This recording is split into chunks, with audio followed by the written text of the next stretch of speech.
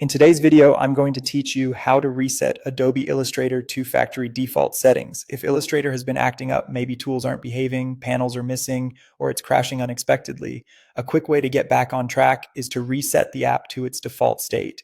This clears corrupted preferences and restores the original layout tools and settings that Illustrator ships with. First, make sure Illustrator is completely closed. Save any open documents, then quit the application so it isn't running in the background. On Windows, close Illustrator from the application window or the taskbar.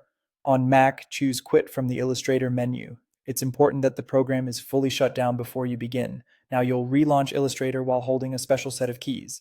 On Windows, press and hold Ctrl, Alt, and Shift. On Mac, press and hold Command, Option, and Shift.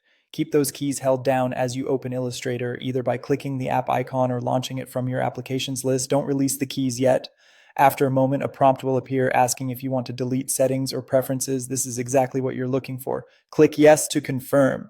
You're telling Illustrator to discard its current preference files and rebuild them fresh the next time it starts. When Illustrator opens, it will load with factory default settings. That means panels are back to their original positions, the interface is reset, and tools behave as they did out of the box.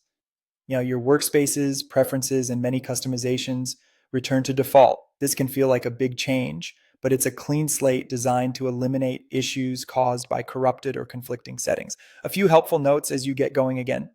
Your documents and creative files are not deleted by this process. This reset only affects Illustrator settings. You may notice that your preferred workspace, custom panel arrangements, and certain tool or performance preferences need to be set up again.